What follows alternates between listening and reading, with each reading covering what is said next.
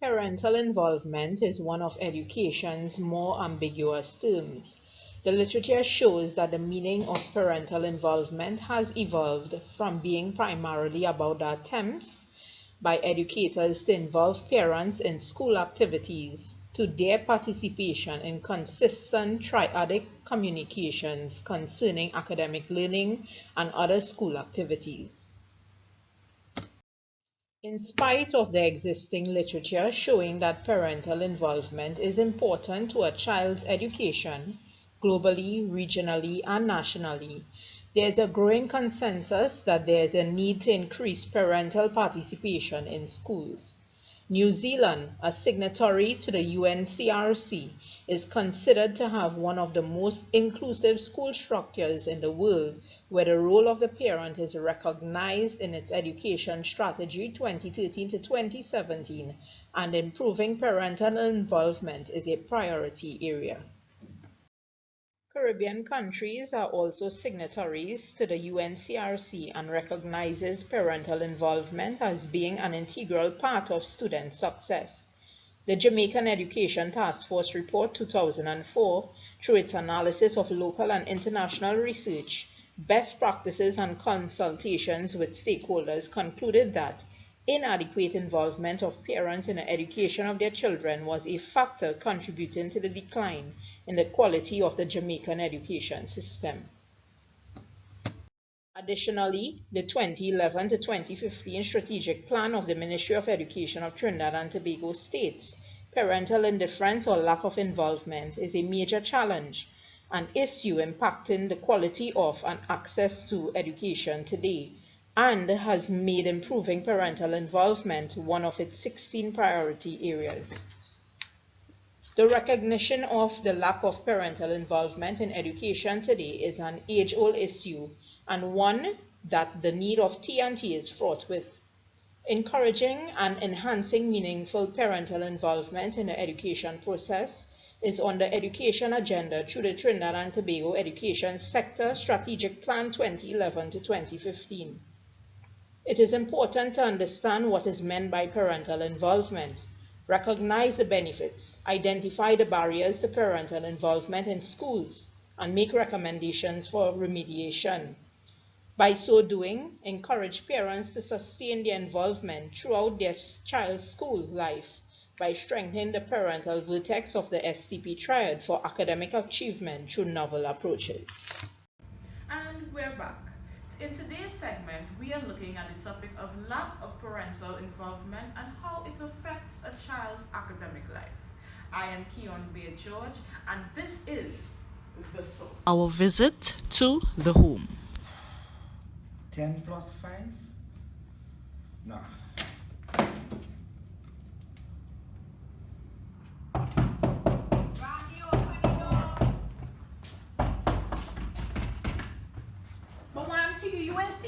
I was trying to knocking the door. I was trying my homework. What homework? This homework here. You gonna help me out now? I don't know nothing more that. What? When's 10 that? plus 5. Oh God. I don't even know 2 plus 2, Randy. Randy, you have your phone, you always on your phone, Google it or something, Randy. Whole day I out. Imagine I have nobody to help me with this child. Whole day I out working. What you want me to do? You ain't even Welcome, Ms. Ramlani. Randy. So I have some questions for you all today, and I'd just like to basically ask you all quickly. How would you, Ms. Ramlani, describe what is happening in your family right now? very frustrated. I am fed up. I am a single parent. And this is my waste of time son here. Right? He not doing good in school at all. I don't know why. Right? Randy. I am a single parent. His father not wrong. He's a rummy. Right? And I don't know what else to do. I am just frustrated and fed up with him. Giving me trouble. Randy, your mom is saying she don't, because she don't help. She don't help me in my work. And I'm doing terrible in work now. So your school life is... I don't like school. I do not like school at all. So you seem to be struggling. Yes, I am struggling because she don't help me. When What you want me to do? I never go to school either. So what you want me to do? You reach far, you in secondary. I didn't even reach so far. I reached standard 3. Miss I don't Ramdhani, know. I understand perspectives, but I think as though we have a solution to this problem. We have a couple people on our line that I think can really help us out to move further. Will you be willing to get the help? Yes.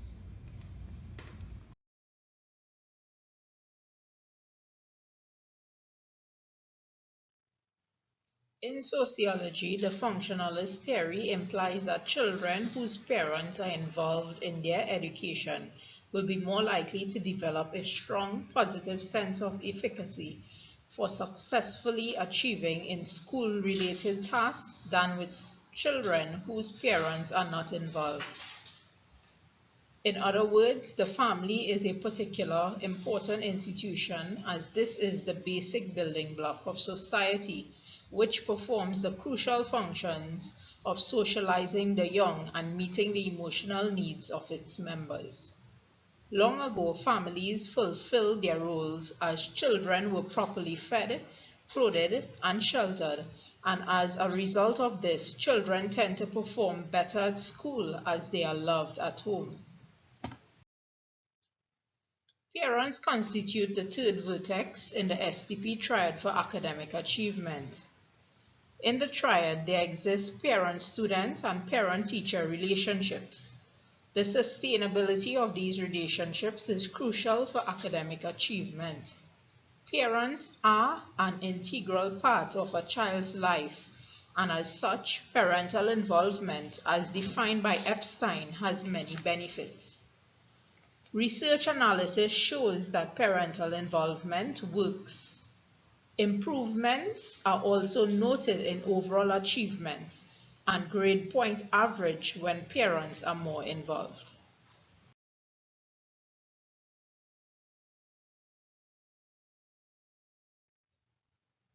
The functionalist paradigm does not hold now, because parenting is more difficult in today's postmodern society.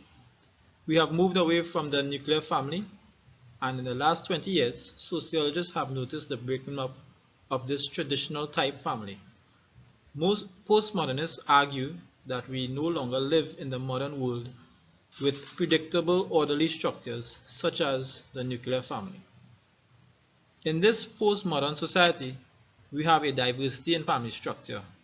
Single-parent families are more prevalent now than before. The lack of parental involvement in the child's life is greater in these types of families than others. This has led to significant effects on student learning and outcomes. The single parent has very little time to involve themselves in the life of the child, ensuring that he or she is keeping up to date with their academic studies. A study done by Scott and Carrie Myers 2015 found that one-parent households having lower parental involvement can have significant implications on educational outcomes. Also, because the parent is not involved to instill proper values and attitudes to the child, he or she will tend to develop these characteristics from the global village, which is made up mainly of social media. This makes parenting even more difficult and can increase the negative effects on the child's learning. Single-parent families rely solely on the income of one person, and normally this parent may be a low-income earner forming part of the working class. This fact can now move us on into the Marxist perspective. Capitalism, also known as Marxism, is a perspective based on the ideas of Karl Marx. It sees society as divided into two opposed classes. One is the capitalist class, where you have those who own the means of production. Number two, working class, those whose labor the capitalists exploit. In looking at the lack of parental involvement and how it pertains to the students' learning, the capitalist class or upper class tends to be the high-income parents, while the working class is made up of lower-income parents. The child in the upper-class family will have better academic outcomes, as these parents tend to be more involved, while this is opposite for children of lower-income parents. Studies examining the effects of socioeconomic status on parental involvement indicated that low-income parents were less involved in their children's education than high-income parents.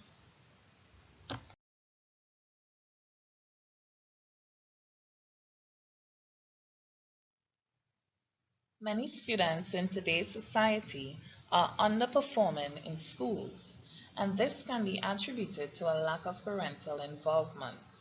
In examining this situation, we can see that parental involvement plays an integral role. The involvement of family in learning helps to improve student performance, reduce absenteeism, and restore parents' confidence in their children's education. The family is the main factor that influences a child's learning capabilities.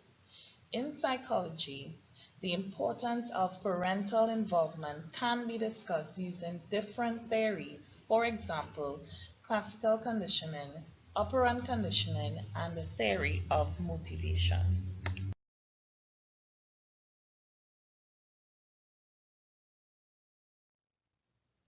Behavioral theories suggest that behaviors are learned from an individual's interaction with the environment.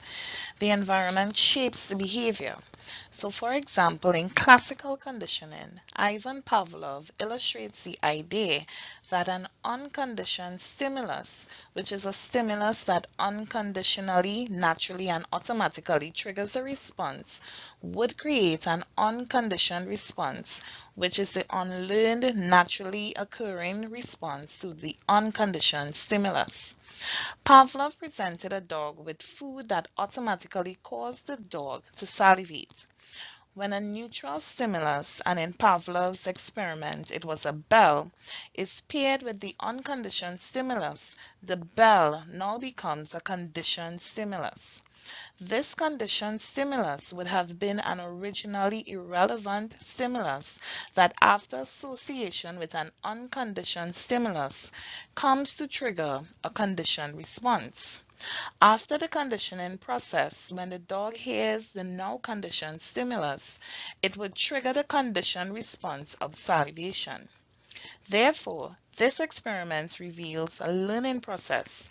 For example, if the child is being verbally abused at home and feels scared or anxious each time they are abused, the verbal abuse would become a conditioned stimulus that triggers a conditioned response of feeling anxious or scared.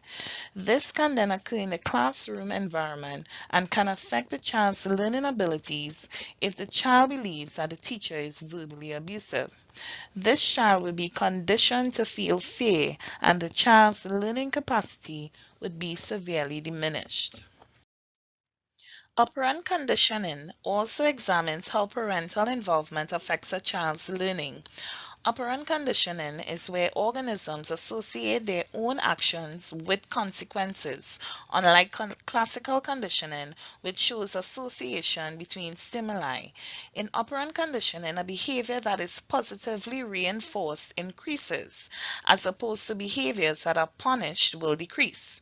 So in operant conditioning, reinforcers shape behaviors. Positive reinforcement strengthens a response by presenting a typically pleasurable stimulus after a response.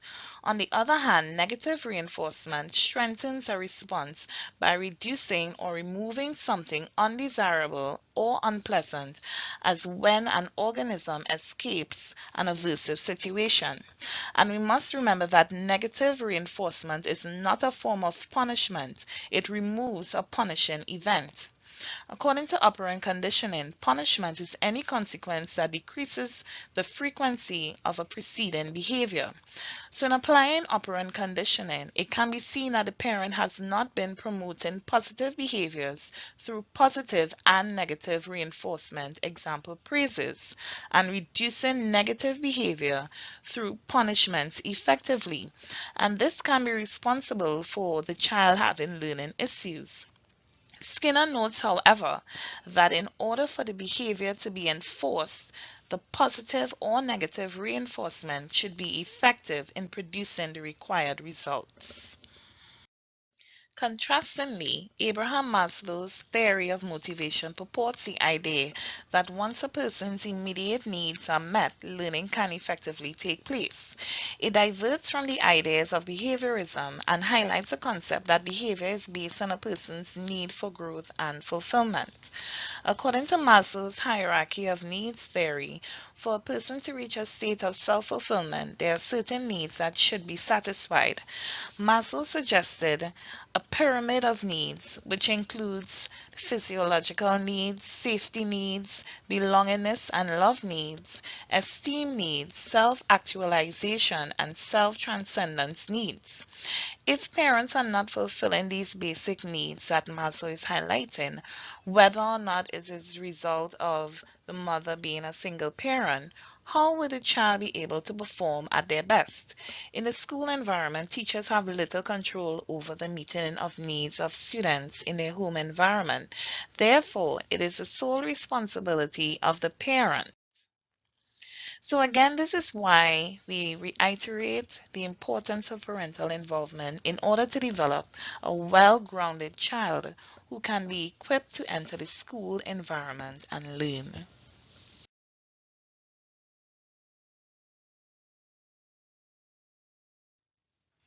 Parental involvement refers to the amount of participation a parent has when it comes to schooling and their child's life. It is broken up into three categories: social, educational, disciplinary. Health and family life education is a continuous process aimed at ensuring that individuals, through guided learning experiences, acquire attitudes, knowledge, skills, and values which would empower them to develop healthy lifestyles and make decisions that would impact positively on themselves, their homes, and their communities. The term life skills are skills that are necessary or desirable for full participation in everyday life, where its objective is for students to learn the following: focus on self-control, perspective talking, communication, critical thinking, self-directed engaged learning.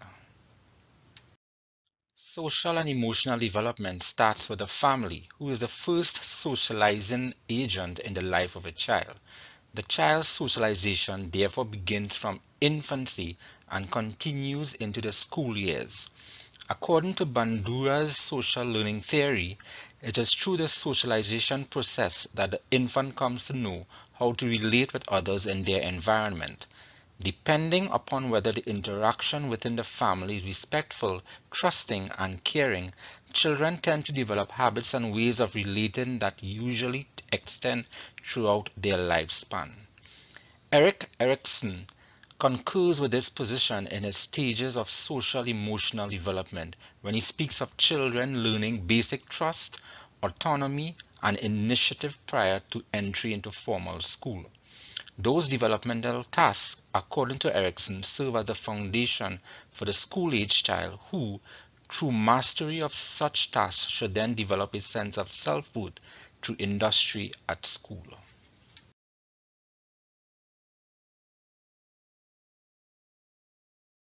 For children to function normally as good social beings, it is essential at the entry level of formal schooling and beyond that they are given opportunities to build on, or in some instances adjust, the social habits that began with family. These opportunities are available through the participation in HFLE, as its curriculum is designed in an age-appropriate way so that the issues that affect children at different ages and stages of their development are addressed. Through the participatory learning strategies of HFLE, the students are expected to utilize their experience, opinions, and knowledge of group members in a creative context that promotes cooperation, listening, and communication skills for the learning and decision-making process. Given these opportunities, it is therefore expected that students should build the skills in support of their social development, thus, by extension, their holistic development. Parental involvement shows the child that their parents can interact with their teachers and those in authority in a respectful and meaningful way, a behavior that they can emulate. Parental involvement shows a child that is through interaction that knowledge can be gained. A child then learns that interacting with their peers, they can acquire knowledge from the association. A child sees their parents developing their emotional intelligence in collaboration with their social interaction as the parents are involved in school activities. This helps the child develop their own emotional intelligence. Then they may be able to manage their emotions, to communicate effectively, and to cooperate with others. A child learns to resolve conflicts amicably, thus developing the mechanisms to cope effectively with the environmental changes. This they learn by watching their parents interacting with school personnel and those associated with school life. The home is the first socializing agent, so that parents help their children to develop their social and emotional skills. Due to the imperatives of the times, breakdown in the family life, single parenting accompanied by 12-hour working shifts.